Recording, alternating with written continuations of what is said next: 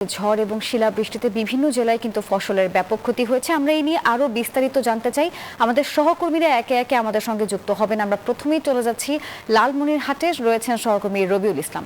রবিউল, আমরা কিছুক্ষণ আগে আসলে দেখছিলাম প্রতিবেদনটি, যে ভুট্টা ক্ষেতের যে প্রতিবেদন আমাদের সামনে এসেছে। তাছাড়া ফসলের ঠিক কেমন ক্ষয়ক্ষতি হয়েছে এই নিয়ে একটু বিস্তারিত আমাদেরকে জানান। ধন্যবাদ নাসিফা। আপনি যেমনটি বলছিলেন যে গত 27 মার্চ শুক্রবার রাতে কিন্তু কালবৈশাখী ঝড়ে কিন্তু লন্ডভন্ড হয়ে গেছে মানুষের ঘরবাড়ি, বিশেষ করে ক্ষতির মুখে পড়েছে কিন্তু কৃষকরা। আপনারা জানেন যে পাটগ্রাম, হাতীবান্ধা, কালীগঞ্জ এবং লালমনিরহাটের 5টি উপজেলায় বিশেষ করে ব্যাপক ক্ষতিগ্রস্ত হয়েছে ভুট্টার, এবং এই ভুট্টায় ঝড়ে কিন্তু মাটিতে নুয়ে পড়েছে, কিন্তু ক্ষতিগ্রস্ত হয়েছে।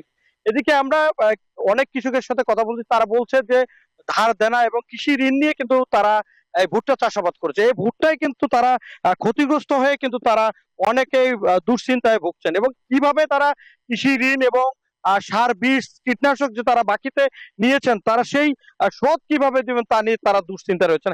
এই ঝড়ে কিন্তু ইতিমধ্যেই ঝড়ে কিন্তু পড়ে গেছে। আমরা রয়েছে হাতীবান্ধা উপজেলার একটি ফকিরপাড়া ইউনিয়নের একটি গ্রামে। এই প্রায় কয়েক হাজার হেক্টরে কিন্তু এখানে ক্ষতিগ্রস্ত হয়েছে। ঝড়ে কিন্তু নুয়ে পড়েছে গাছগুলো, এবং একে কিন্তু বেশি একটা কৃষক লাভবান হবে না। আমরা একজন কৃষকের সাথে কথা বলতে চাই, আপনার সাথে কথা বলতে চাই। কি কি ক্ষতি হয়েছে যদি একটু বলেন। এই যে আমার ভুট্টা 2 একরের মতন পড়ে গেছে। আর এই ভুট্টা তো মানে এই যে দেখেন, এটা মানে এখনো কিচ্ছু হয় নাই, এটা মানে কিছুই হবে না। আর ঋণ দেনা করি মনে করেন যে আবাদ করছি, এখন তো মানে ক্ষতি ক্ষতি এইটুকুই আর কি। ধন্যবাদ আপনাকে। আমরা শুনছিলাম একজন কৃষক কিন্তু বলছিল, তাই ইতিমধ্যে কিন্তু লালমনিরহাটে প্রায় 30,000 হেক্টর জমিতে কিন্তু ভুট্টার চাষাবাদ হয়েছে, এবং ক্ষতি হয়েছে প্রায় 3,000 হেক্টর বলে আমাদের কৃষি বিভাগ বলছেন। এই ছিল আমার কাছে সর্বশেষ। আমরা যাচ্ছি রংপুর গঙ্গাচড়ায়, সেখানে রয়েছেন সুজন, সেখানকার সংবাদ জানতে। ধন্যবাদ রবিউল। আপনি যেমনটা বলছিলেন যে ভুট্টার যে ক্ষয়ক্ষতি, আসলে শুক্রবার এবং শনিবারে যে ব্যাপক ঘূর্ণিঝড় এবং শিলাবৃষ্টির কারণেই কিন্তু ভুট্টার ক্ষেত সহকারে ভুট্টার ক্ষেত থেকে শুরু করে অনেক ফসলের কিন্তু ক্ষয়ক্ষতি হয়েছে। আপনাদের যদি দেখাই, এখানে যে ভুট্টাটা মোসা এসেছেন, এই মোসা কিন্তু আসলে পরিপক্কভাবে এখনো হয়নি। সেই পরিপক্ক না হওয়ার কারণে কিন্তু নষ্ট হয়ে যাবে বলে তারা কৃষকরা আশঙ্কা করছেন।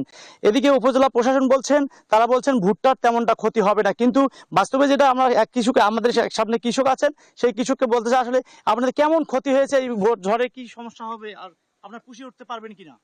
বর্তমান এই বছরের মধ্যে মনে করেন যে আমরা ক্ষয়ক্ষতি খুব প্রচুর হয়েছে, মানে এইরকম ক্ষয়ক্ষতি কোনো বছর হয়েছে না, এবার প্রচুর ক্ষতি হয়েছে। তারপরেও ভুট্টা মনে করেন যে কিছু সামনে নেওয়া যাবে, কিন্তু তামাকটা একবারে একে শেষ।